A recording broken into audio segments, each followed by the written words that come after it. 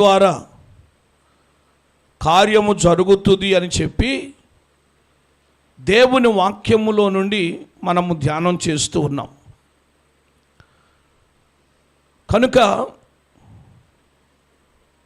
ఈ అభిషేకములో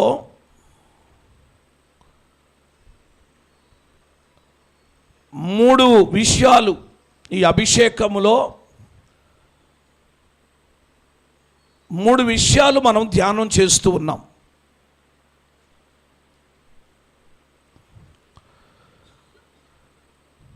ఒకటి కుష్ఠరోగి అభిషేకం, రెండు యాజకుని అభిషేకం, మూడు రాజుల యొక్క అభిషేకం.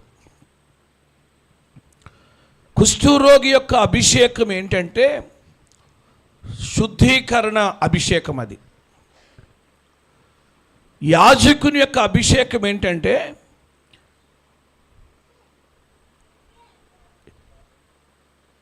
ఈ అభిషేకం పరిశుద్ధత కొరకైన అభిషేకం. రాజుల యొక్క అభిషేకం ఏంటంటే అధికారమును గురించినటువంటి అభిషేకం. ఇలాగూ ఈ అభిషేకాలు కలిగి దేవుడు నిర్ణయించి జరిగించినట్లుగా చూస్తాం. పాత నిబంధన ఆ గ్రంథాలు మనం పరిశీలన చేస్తే ఈ అభిషేకాన్ని నూనె చేత అభిషేకించినట్లుగా మనము గత పాఠంలో ధ్యానం చేశాం. కుష్ఠరోగి యొక్క అభిషేకాన్ని గురించి లేవీకాండం 14వ అధ్యాయంలో చూస్తాం. అలాగే యాజకుని యొక్క అభిషేకాన్ని గురించి నిర్గమాకాండం 29వ అధ్యాయం, 30వ అధ్యాయం, లేవీకాండం 8వ అధ్యాయంలో యాజకుని యొక్క అభిషేకాన్ని చూస్తాం. ఈ యాజకుని యొక్క అభిషేకములో ఒకటి యాజకత్వానికి ప్రతిష్ఠించబడటం. యాజకత్వానికి ప్రతిష్ఠించబడే విషయంలో యాజకునిగా ఒక వ్యక్తిని ప్రతిష్ఠించాలి అని అంటే చేయవలసినటువంటి కొన్ని కార్యాలు ఉన్నాయి. మచ్చైన కళంకమైన లేని గొర్రె పిల్లను వధించవలసి ఉన్నది అని మనం గ్రహించాలి.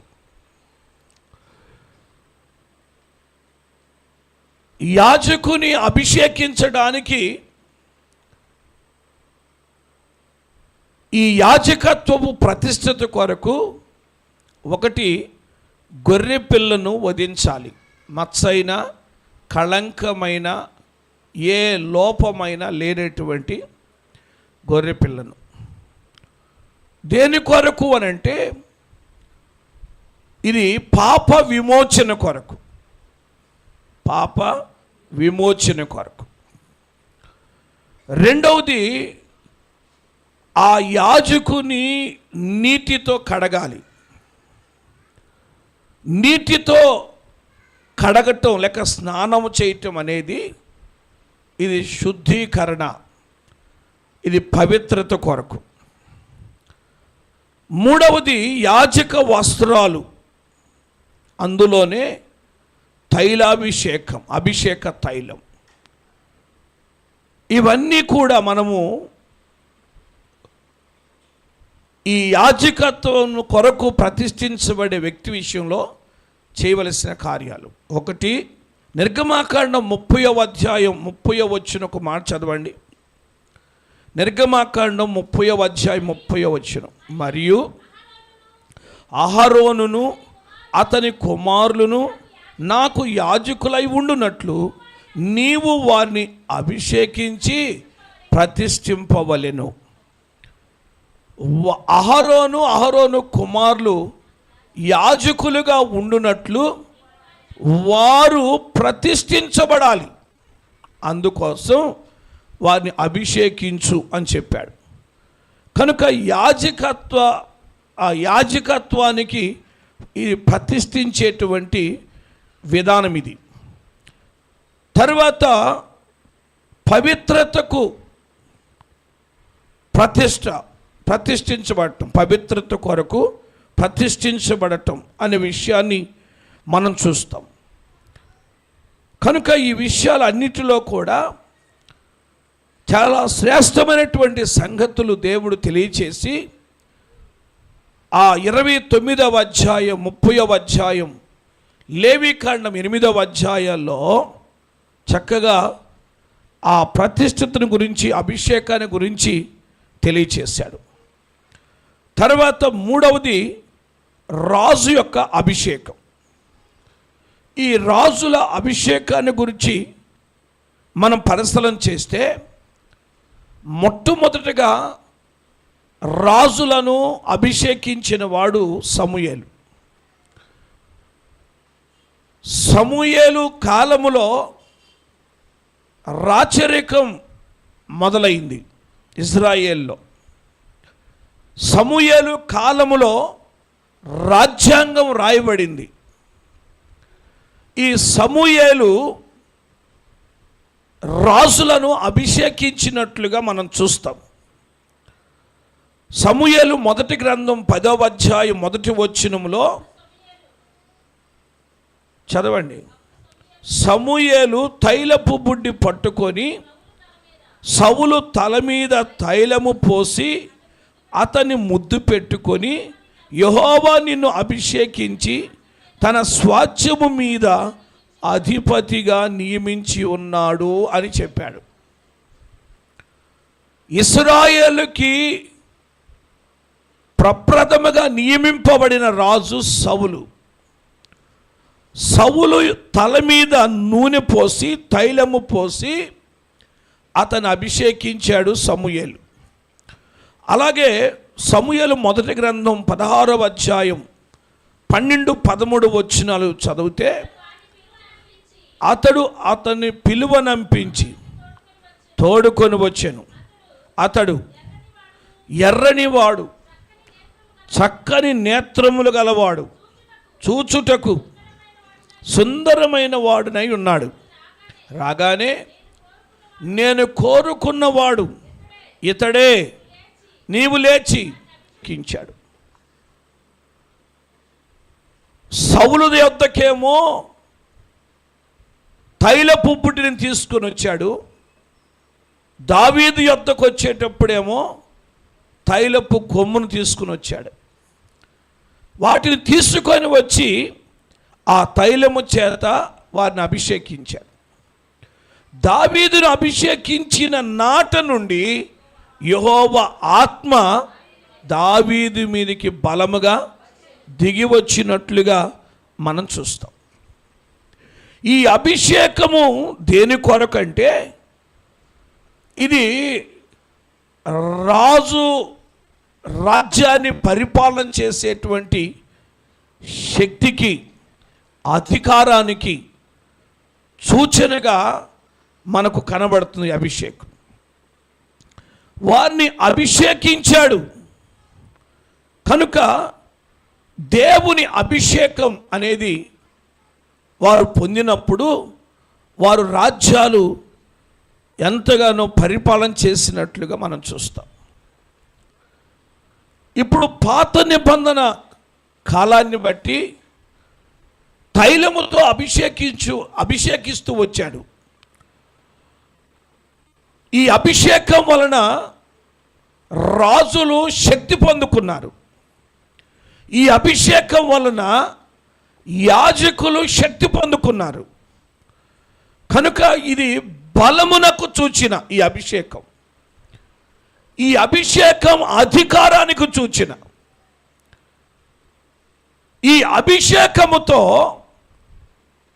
రాజులు ఎలాగో రాజ్యాన్ని ఏలేరో, ఈ అభిషేకముతో యాజకులు ఎలాగో యాజకత్వం చేశారో, ఇప్పుడు క్రొత్త నిబంధన కాలంలో పరిశుద్ధాత్మ అనే తైలము చేత ఆయన మనల్ని అభిషేకిస్తున్నాడు.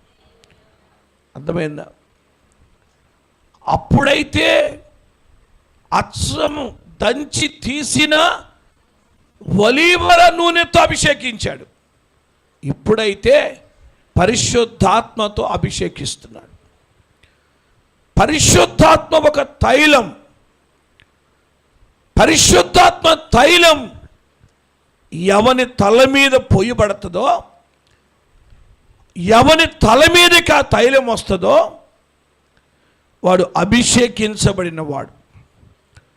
ఆ పరిశుద్ధాత్మ ఎవరి మీదకి వస్తుందో అప్పుడు వారు శక్తి పొందుతారు. అపోస్తల కార్యగ్రంథం 1వ అధ్యాయం 8వ వచనంలో వారు శక్తి పొందుతారు. పరిశుద్ధాత్మ అభిషేకం మీ మీదకి వచ్చినప్పుడు మీరు శక్తి పొందుతారు కనుక మీరు యెరూషలేములో, యూదయ, సమరయ దేశములంతటా భూదిగంతముల వరకు నాకు సాక్షులై ఉంటారు. స్తోత్రం చెప్పండి.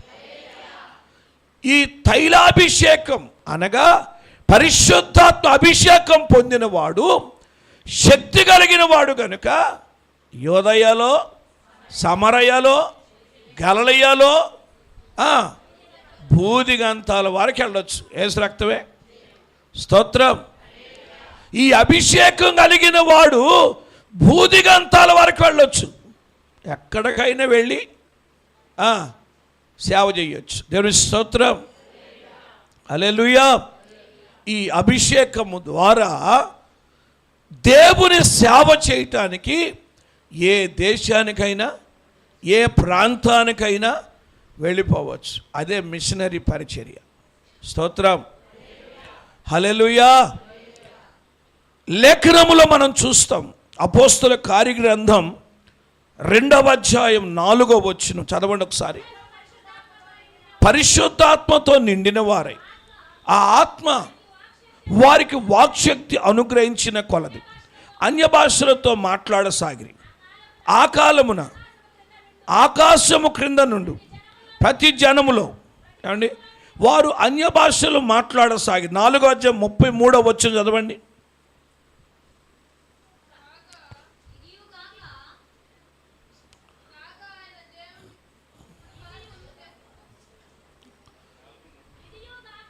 లేదా వచ్చిన లేదు అక్కడ మరేంటి ఉన్నది చదవటానికి ఏమైంది? అపోస్తలులు బహు బలముగా ప్రభు అయిన యేసు పునరుత్థానమును గురించి సాక్ష్యం ఇచ్చిరి. దైవ కృప అందరి యందు అధికముగా ఉంది. ప్రభువుని గురించి ఈ పరిశుద్ధాత్మ బలముతోనే, ఈ అభిషేకముతోనే అపోస్తలులు బహుబలముగా సాక్ష్యం ఇచ్చారు. ఇప్పుడు 5వ అధ్యాయం 12వ వచనం చదవండి. ప్రజల మధ్య అనేకమైన సూచక క్రియలను, మహత్కార్యములను అపోస్తలుల చేత చేయబడుచుండెను. దేవునికి స్తోత్రం. ఈ అభిషేకం పొందటం వలన వారు శక్తి పొందుకున్నారు కనుక వారు అన్య భాషలు మాట్లాడారు. అలాగే ఈ అభిషేకం వలన బహుబలముగా ప్రభువుని గురించి ప్రకటించారు. ఈ అభిషేకం వలన సూచక క్రియలు, మహత్కార్యాలు చేశారు. స్తోత్రం. హల్లెలూయా. కనుక ఈ అభిషేకము ద్వారా దేవుడు ఎన్నో గొప్ప కార్యాలు చేసినట్లుగా మనం చూస్తాం. కనుక దేవుని అభిషేకం క్రొత్త నిబంధన కాలంలో చీకటిలో నుండి ఆశ్చర్యకరమైన వెలుగులోనికి పిలువబడిన మనమందరము కూడా పరిశుద్ధాత్మతో నింపబడాలి. స్తోత్రం చెప్పండి. హల్లెలూయా. పరిశుద్ధాత్మతో నింపబడాలి, అభిషేకాన్ని పొందుకోవాలి. ఈ అభిషేకములో మనము యాజకులుగా ఉండొచ్చు, అలాగే రాజులుగా కూడా ఉండొచ్చు. స్తోత్రం చెప్పండి. హల్లెలూయా. శుద్ధి నొందిన వారముగా ఉండొచ్చు, పరిశుద్ధత కలిగిన వారు, అధికారము కలిగిన వారుగా కూడా ఉండొచ్చు. అయితే యాజకత్వ విషయంలో,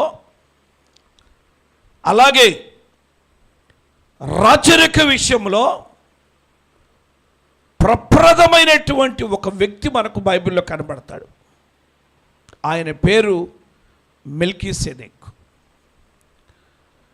మెల్కీసెదెక్ను గురించి లేఖనాలు పరిశీలన చేస్తే 110వ కీర్తన 4వ వచనం చదవండి.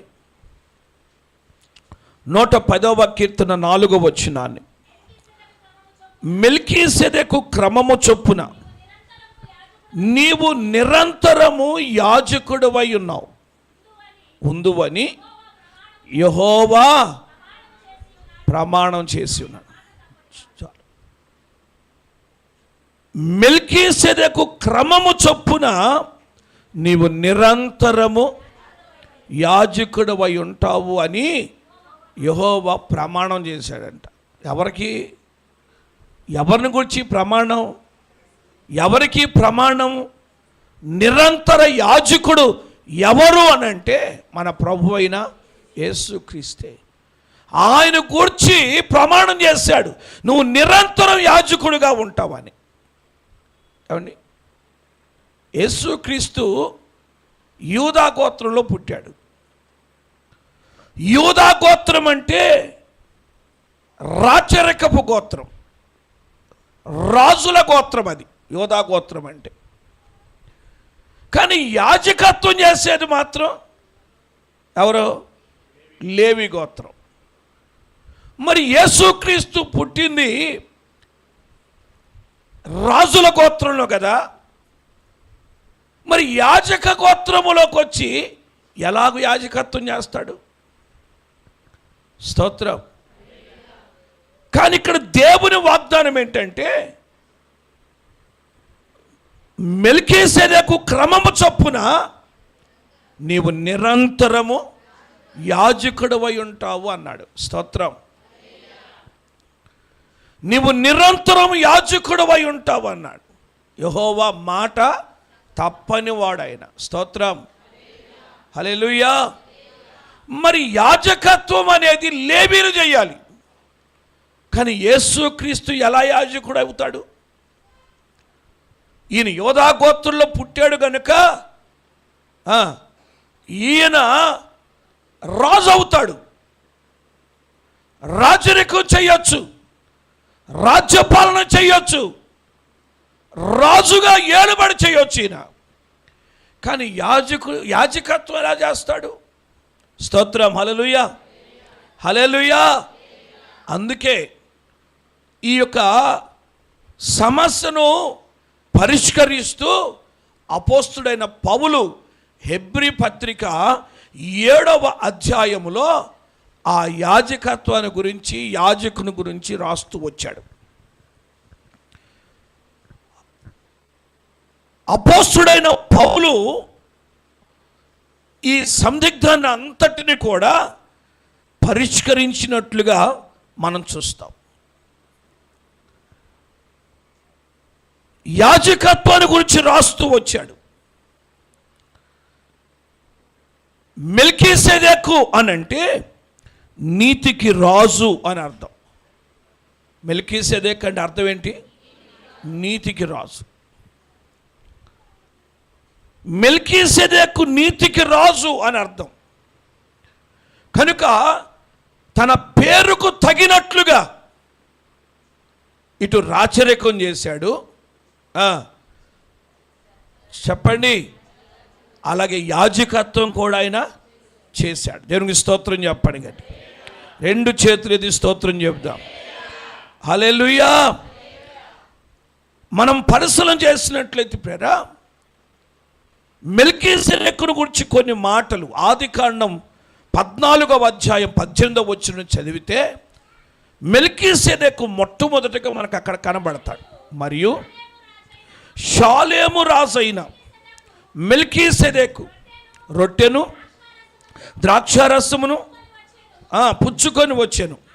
అతడు సర్వోన్నతుడగు దేవునికి యాజకుడు. స్తోత్రం. హల్లెలూయా. మెల్కీసెదెకు రొట్టెను ద్రాక్షారసాన్ని పట్టుకొచ్చాడు. ఆయన సర్వోన్నతుడగు దేవునికి యాజకుడు అని రాయబడింది. ఏమండి, మెల్కీసెదెకు అంటే నీతికి రాజు. కానీ ఇక్కడ చెప్పబడుతున్న మాట ఏంటంటే అతడు సర్వోన్నతుడైన దేవుని యాజకుడు. యాజకుడు కనుక రొట్టెను ద్రాక్షారసాన్ని తీసుకుని వచ్చాడు. ఎవరు పెడితే వాళ్ళు రొట్టెను ద్రాక్షారసాన్ని తీసుకుని రాకూడదు. స్తోత్రం, హల్లెలూయా. అండి, మోషే నాయకుడిగా ఉన్న కాలంలో కోరాహు, దాతాను, అబీరాము, ఇక వారితో పాటు ఒక 250 మంది అందరూ కలిసి మోషేకు విరోధముగా లేచి మేము కూడా యాజకత్వం చేస్తాం, మాతో కూడా దేవుడు మాట్లాడుతున్నాడు, మీరేనా యాజకత్వం చేసేది, మేము కూడా చేస్తాం అని చెప్పేసి అని తిరుగుబాటు చేశారు. అప్పుడు మోషే దేవుని అడిగితే దేవుడు చెప్పాడు, సరే వాళ్ళందరినీ ప్రత్యక్ష గుడారం దగ్గరికి రమ్మని చెప్పు, అందరిని సమకూర్చు, అక్కడ నేను మాట్లాడతాను అన్నాడు. సరే ఆ మాట వాళ్ళతో చెప్పాడు, అయ్యా మిమ్మల్ని అందరినీ దేవుడు ప్రత్యక్ష గుడారం దగ్గరికి రమ్మన్నాడు, వచ్చి ఆయన మాట్లాడతాడంట మీతో అని చెప్పేసానంటే సరే అని చెప్పేసి దేవుడు మాట్లాడతానన్నాడు. కానీ వీళ్ళందరూ బయలుదేరి వచ్చారు. 258 మంది వచ్చారు. స్తోత్ర 53 వచ్చారు. వీళ్ళందరూ వచ్చారు. వీళ్ళతో పాటు కోరాహు భార్య కూడా వచ్చింది, యేసు రక్తమే. ఇంకా ఎవరెవరు వచ్చారు అక్కడ రాయబడలేదు. కానీ అక్కడ జరిగిన సంఘటన బట్టి కోరాహు భార్య కూడా వచ్చిందని మనం గ్రహించవచ్చు. సరే వీళ్ళందరూ వచ్చారు. సరే వస్తే వచ్చారు, కానీ దేవుడు మాట్లాడతానికే రమ్మంది. మీరు వచ్చేటప్పుడు ఏమైనా తేండి అని చెప్పేసి అన్నాడా? అనలా. కానీ వాళ్ళు వచ్చేటప్పుడు ఏం చేశారంటే వారు ధూపార్తులు చేత పట్టుకొని వచ్చారంట. ఏం పట్టుకొచ్చారు? ధూపార్తి చేత పట్టుకోవలసిన యాజకుడు. ఇంకా దేవుడు వెళ్ళి యాజకులుగా ఎన్నుకోలా, ఏర్పాటు చేసుకోలా, కానీ వారు ధూపార్తులు చేత పట్టుకొని వచ్చారు. ఇక మాట లేదు, పలుకు లేదు. యేసు రక్తమే. ఆయన ఏమన్నాడు? మాట్లాడతానన్నాడుగా. ఏమండి, అసలు వాళ్ళ ధూపార్తులు తీసుకొని వచ్చేసరికి ఇక దేవుడు వాళ్ళతో మాట్లాడటం లేదు, ఏం లేదు. ఇక కోపం వచ్చేసింది దేవునికి. భూమి నెర్రవిడిచింది. దాతాను, అబీరాములు తనతో పాటు ఉన్న 250 మంది ఆ భూకంపంలో భూమిలో కూరుకుపోయారు, భూమిలోకి దిగిపోయారు. వారందరూ అక్కడ చనిపోయారు. కానీ వారందరూ భూమిలోకి దిగిపోయారు, కానీ వారు తెచ్చిన ధూపార్తులు మాత్రం పైనే ఉండి ఆ అగ్నికి కాలిపోయి అదంతా కూడా ముద్దగా మారిపోయిందంట. ఆ ధూపార్తులన్నీ ముద్దగా మారిపోయాయి. స్తోత్రం చెప్పండి, హల్లెలూయా. వాళ్ళు యాజకులు కాకుండా ధూపార్తులు తీసుకురావటం ఏంటి? యాజకుడు మాత్రమే ధూపార్తి తేవాలి, యాజకుడు మాత్రమే రొట్టెను ద్రాక్షారసాన్ని తేవాలి. యేసు రక్తమే. స్తోత్రం. ఇప్పుడు అందుకే మెల్కీసెదెకు రొట్టెను ద్రాక్షారసాన్ని తెచ్చాడు అంటే కారణం ఏంటంటే ఆయన సర్వోన్నతుడైన దేవుని యాజకుడు అని చెప్పబడింది. స్తోత్రం చెప్పండి, హల్లెలూయా. ఆయన సర్వోన్నతుడైన దేవుని యాజకుడు, ఆయన నీతికి రాజు. దేవుని స్తోత్రం. ఆయన షాలేము రాజు. స్తోత్రం. ఈ మెల్కీసెదెకు ఆ రొట్టెను ద్రాక్షారసాన్ని తీసుకొని వచ్చి ఆయన అబ్రహాముకి ఇచ్చినట్లుగా లేఖన భాగంలో మనం చూస్తున్నాం. స్తోత్రం చెప్పండి, హల్లెలూయా. ఇప్పుడు ఈ మెల్కీసెదెకును గురించిన విషయాలన్నీ మనం పరిశీలన చేసినట్లయితే మెల్కీసెదెకు ఒక ప్రవక్తగాను, మెల్కీసెదెకు ఒక యాజకునిగాను, మెల్కీసెదెకు ఒక రాజుగా కూడా ఈయన ఉన్నాడు అని మనం గ్రహించాలి. స్తోత్రం చెప్పండి, 2 చేతులెత్తి చెప్పండి, హల్లెలూయా. యాజకుడిగా ఉన్నాడు, ప్రవక్తగా ఉన్నాడు, రాజుగా కూడా ఈ యొక్క మెల్కీసెదెకు ఉన్నాడు. అందుకొరకే ఇప్పుడు క్రొత్త నిబంధన కాలంలోనికి మనం వచ్చేసరికి ఇప్పుడు చీకటిలో నుండి ఆశ్చర్యకరమైన తన వెలుగులోనికి పిలువబడిన వారందరూ కూడా చెప్పండి, అది రాజులైన యాజక సమూహం. దేవుని స్తోత్రం. రాజులైన యాజక సమూహం. మనమే రాజులం, మనమే యాజకులం. స్తోత్రం చెప్పండి. హల్లెలూయా. మనమే రాజులం, మనమే చెప్పండి యాజకులం. దేవుని స్తోత్రం. ఇప్పుడు యాజకులం కనుక అందరు దోపార్తులు తీసుకొచ్చి నిలబడవచ్చు. ఇక్కడ ఇప్పుడేం ఉండదు, యేసు రక్తమే. స్తోత్రం చెప్పండి. హల్లెలూయా. ఏమండి, ఇంతకుముందు ధూపార్తులు తీసుకొని లేక ప్రార్థన చేయటానికి లోపలికి వచ్చే అవకాశం లేదు. ఏమండి, మనం చూస్తాం జకర్యా, ఎలిజబెత్ జకర్యా దేవుని యొక్క మందిరంలోనికి వెళ్ళి ధూపవేదిక దగ్గర ధూపం వేస్తున్నాడు. జనులందరూ కూడా ఎక్కడ ఉన్నారు వాక్యంలో? వెలుపట ఉన్నారు. వాళ్ళు లోపలికి రావటానికి ధూపం వేయటానికి లేదు. వాళ్ళ పక్షముగా యాజకుడే ధూపం వేయాలి. ఇక్కడ ధూపం వేశాడు. అక్కడికి వెళ్ళి ప్రజలతో మాట్లాడుతాడు.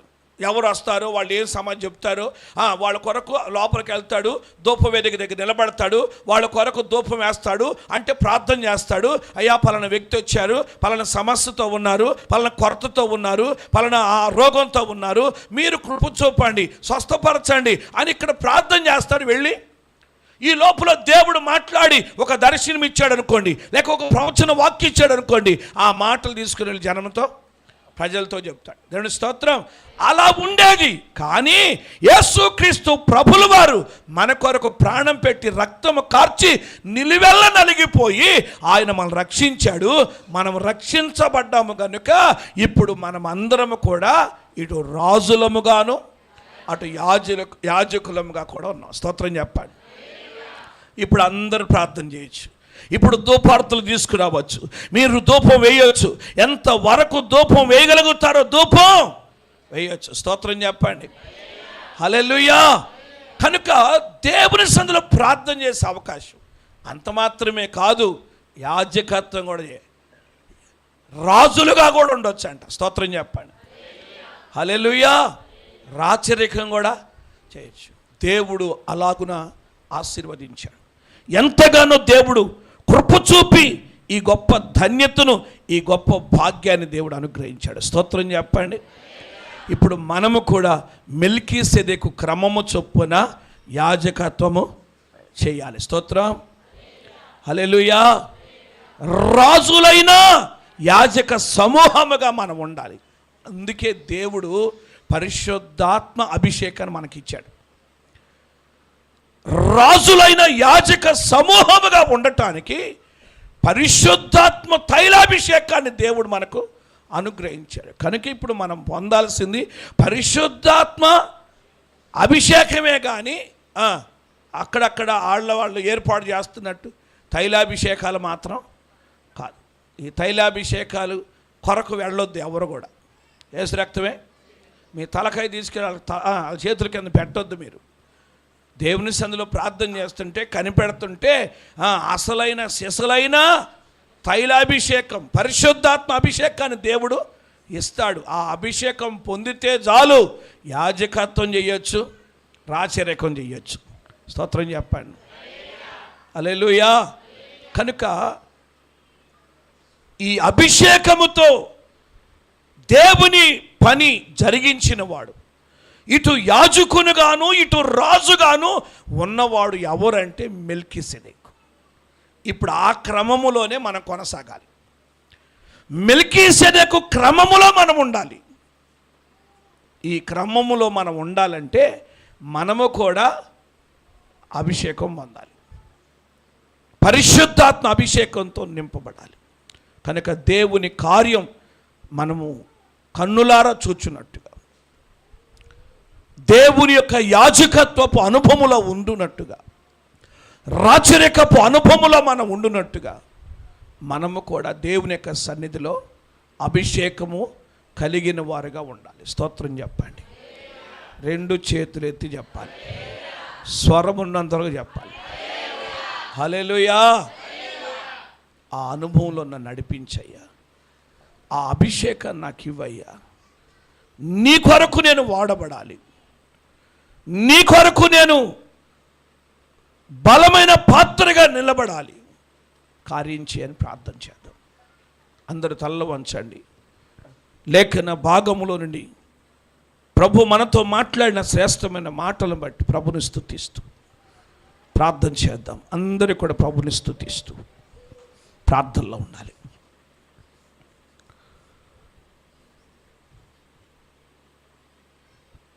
పాత నిబంధన కాలంలో తైలాభిషేకం, తైలముతో అభిషేకిస్తూ వచ్చాడు. శుద్ధీకరణ కొరకు కుష్ఠరోగి అభిషేకం, పరిశుద్ధమైన జీవితము కొరకు యాజక అభిషేకం, దేవుని సేవ చేయటానికి, రాచరికము చేయటానికి రాజుల అభిషేకం. ఈ అభిషేకాలన్నీ తైలముతో పొందినటువంటి అభిషేకాలు. కానీ క్రొత్త నిబంధన కాలములో పరిశుద్ధాత్మ తైలాభిషేకం, పరిశుద్ధాత్మ తైలాభిషేకం పొంది మెల్కీసెదెకు క్రమము చొప్పున మనము దేవుని యొక్క పనిలో ఉండాలి, దేవుని సేవలో ఉండాలి, దేవుని సన్నిధిలో మనం ప్రయాసపడాలి. కృపచూపు అట్టి అభిషేకం నాకు ఇవ్వయ్యా. యేసుక్రీస్తు ప్రభులు వారు మెల్కీసెదెకు క్రమములో ఉన్నాడు. ఆయన మెల్కీసెదెకు క్రమములో ఉన్నాడు. అభిషేకము పొందిన యేసుక్రీస్తు ప్రభులు వారు, యెహోవా ఆత్మ పొందినటువంటి యేసుక్రీస్తు ప్రభులు వారు ఇటు యాజకుడుగాను అటు రాజుగాను ఆయన ఉన్నాడు. మెల్కీసెదెకు క్రమమును ఆయన నెరవేర్చాడు. ఆ క్రమములో మనం కొనసాగునట్లుగా దేవుని అభిషేకం కావాలి. నీ అభిషేకం నాకు కావాలయ్యా అని ప్రార్థన చేయండి. ప్రభుకు మొరపెడదాం. పరిశుద్ధుడా, ప్రేమగల తండ్రి, ఈ రాత్రికాల సమయంలో కోడికను జయకరంగా జరిగించావు. పాటల ద్వారా మహిమ పొందావు. 5 గంటల నుంచి ప్రార్థించిన బిడ్డల యొక్క ప్రార్థన మీరు విన్నారు. ఏకీభవించిన వారి ప్రార్థన మీరు విన్నారు. ఎంతో భారముతో ప్రార్థించారు, మొర్రపెట్టారు. ఎన్నో విజ్ఞాపనలు ప్రభు మీ సందులో పరిచి మొర్రపెట్టగా మా విజ్ఞాపనలన్నీ మీరు ఆలకించారని జవాబు దయచేసి నమ్ముచున్నాం. లేఖన భాగములో నుండి ప్రభు అయ్యా అభిషేకాన్ని గురించి మాతో మాట్లాడుతూ వచ్చారు. పరిశుద్ధాత్మ పొందటం అనేది పరిశుద్ధాత్మ అభిషేకమే అని మీ లేఖనాల ద్వారా మాట్లాడారు. పాత నిబంధన కాలంలో తైలముతో అభిషేకిస్తూ వచ్చారు.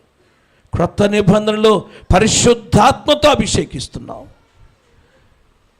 మెల్కీసెదెకు క్రమము చొప్పున యాజకులుగాను రాజులుగాను రాజవంశములో యాజకులుగా ఉండేటట్టుగా నువ్వు నిర్ణయించావు. అందును బట్టి స్తోత్రాలు. ఆ అభిషేకాన్ని పొందుకొని శక్తి పొందుకొని యోదయ, సమరయ, గలలయ, భూదిగంతాల వరకు వెళ్ళి మిమ్మల్ని గూర్చి ప్రకటించాలి. బలముగా మిమ్మల్ని గూర్చి ప్రకటించాలి. సూచక్రియలు, మహత్కార్యాలు చేయాలి. అటు అభిషేకం ఇవ్వయ్యా, కృప చూపయ్యా అని ప్రార్థించి అయ్యా మీకు మొరపెడుతున్నాం, ప్రార్థిస్తున్నాం, వేడుకుంటున్నామయ్యా. కార్యాలు చేయండి, మీ ఆత్మచేత నడిపించండి. వాక్య నూరంతలుగా ప్రతి హృదయంలో ఫలింపచేసి చేరి కూడి వచ్చిన మా ప్రియులందరిని ఆశీర్వదించి ఎవరు ఏ హృదయ వాంఛతో వచ్చారో వారి హృదయ వాంఛలన్నీ తీర్చి కృప వెంబడి కృప అనుగ్రహించి బలహీనమైన బిడ్డలను ముట్టి స్వస్థపరిచి విడుదల కలుగు చేయండి.